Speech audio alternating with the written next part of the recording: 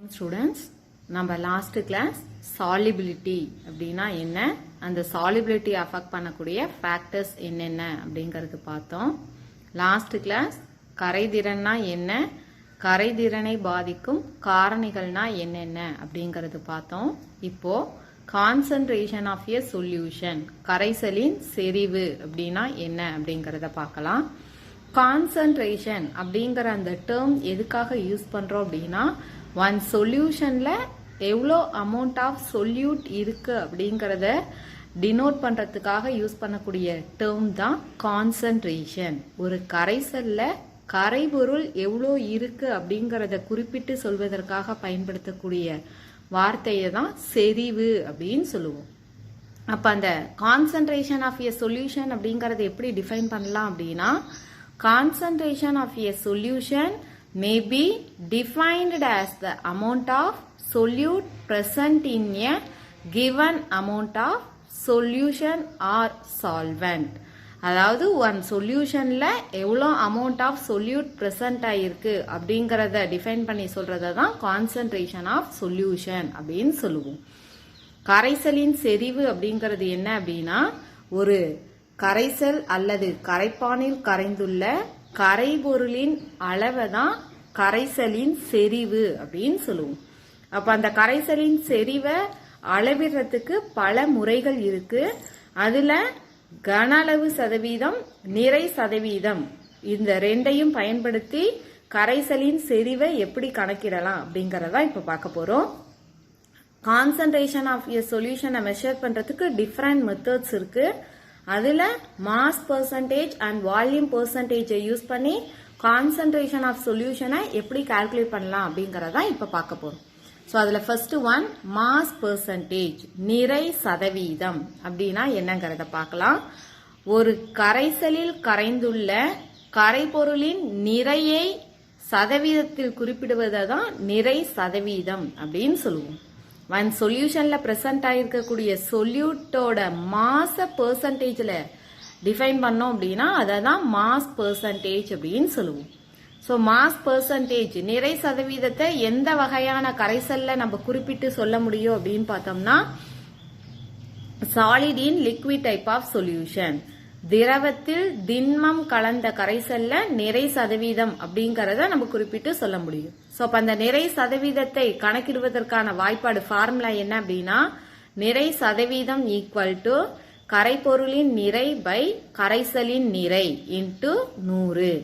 Mass percentage equal to mass of the solute divided by mass of the solution into 100.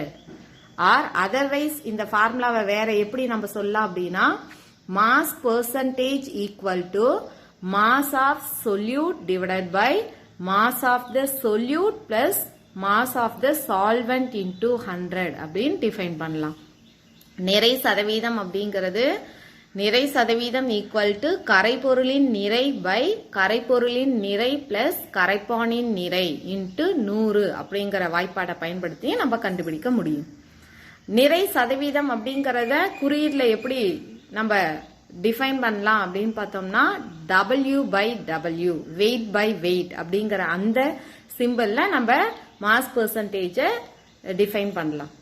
இதே மாதிரி next volume percentage அப்படின்னா என்னங்கறத பார்க்கலாம்.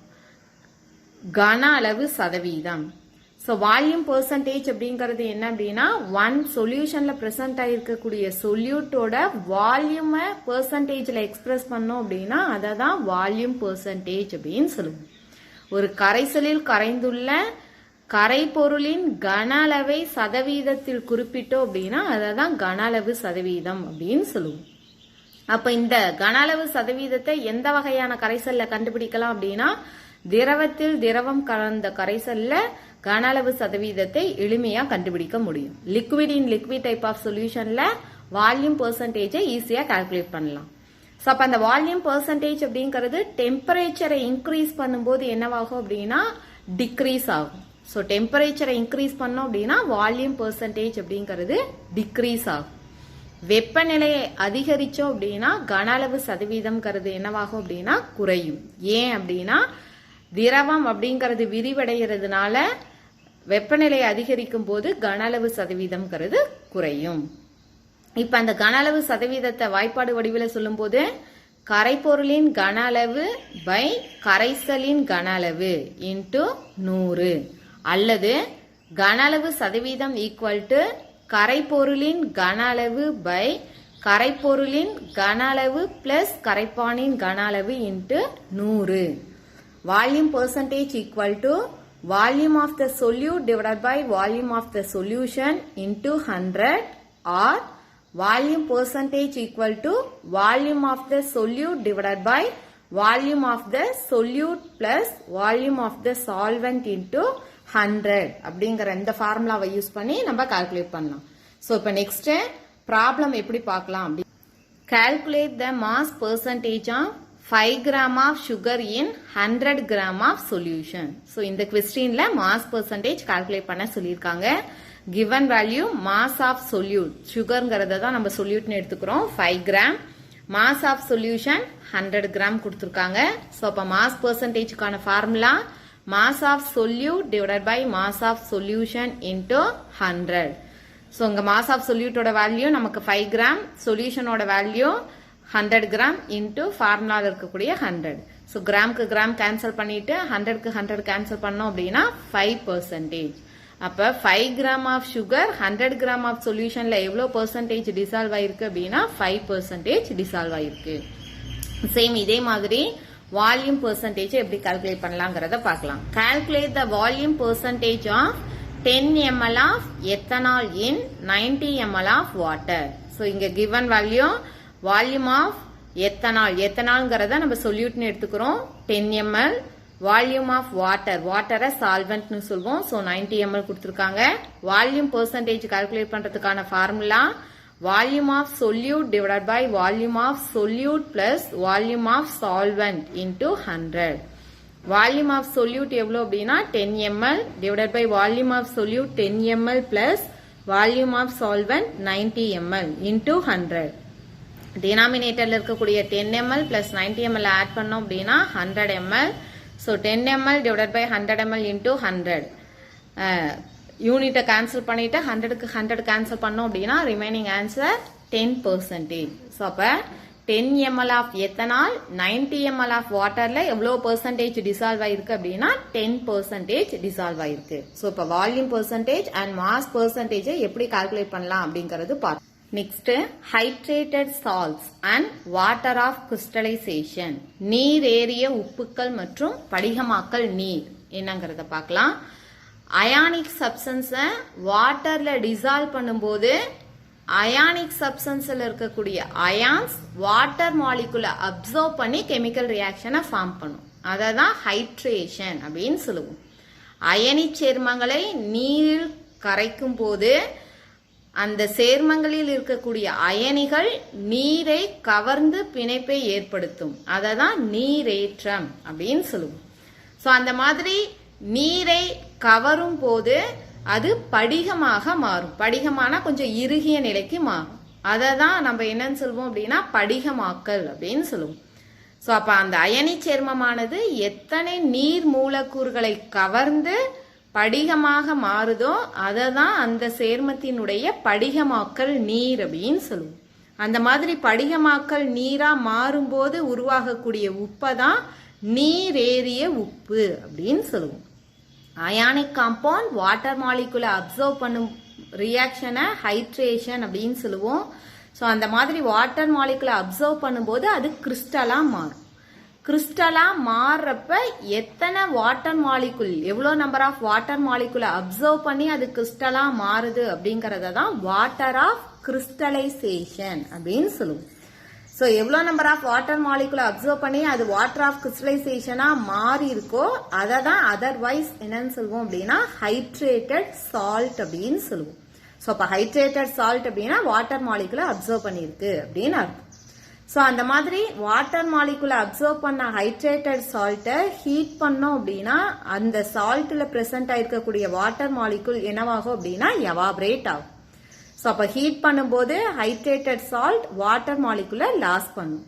அப்போ அந்த ஹைட்ரேட்டட் சால்ட் கலர்ஃபுல் சால்ட்டாக இருந்தது அப்படின்னா ஹீட் பண்ணும்போது வாட்டரை லாஸ் பண்றதுனால அது கலர்லெஸ்ஸா மாறிடும். ஸோ அந்த மாதிரி ஹைட்ரேட்டட் சால்ட்டுக்கு ஒன் மோர் எக்ஸாம்பிள் நமக்கு டேப்ல காலமா கொடுத்துருக்காங்க. அது என்ன அப்படிங்கறத பார்க்கலாம்.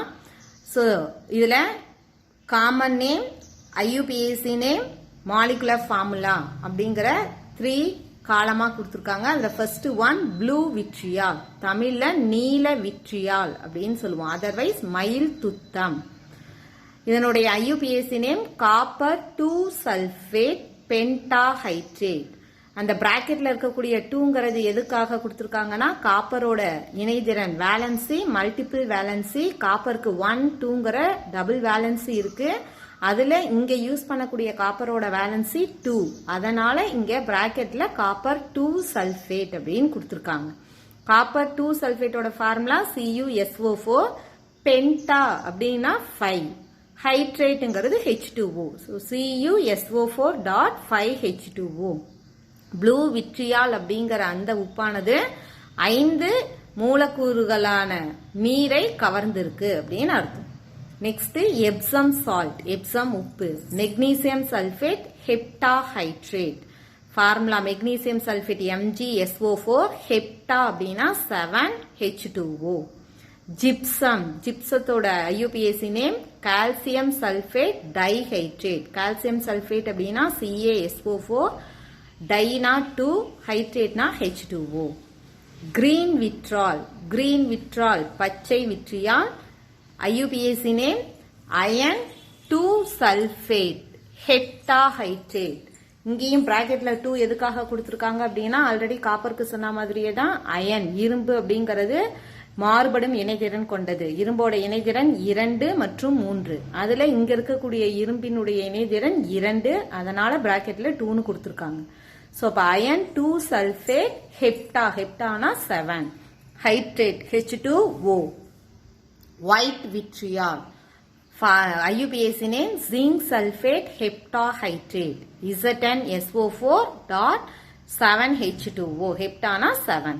ஸோ இப்போ இந்த மாதிரி ஹைட்ரேட்டட் சால்ட் அப்படிங்கறத நம்ம ஃபார்முலாவை பார்த்தது எப்படி கண்டுபிடிக்கலாம் அப்படின்னா ஃபார்முலால அந்த H2O அப்படிங்கறது மென்ஷன் பண்ணிருப்பாங்க. ஸோ அதுல அந்த பக்கத்துல எவ்வளவு நம்பர் போட்டிருக்கோ அவ்வளோ நம்பர் ஆஃப் வாட்டர் மாலிகுலா அந்த சால்ட் அப்சர்வ் பண்ணிருக்கு அப்படின்னு அர்த்தம்.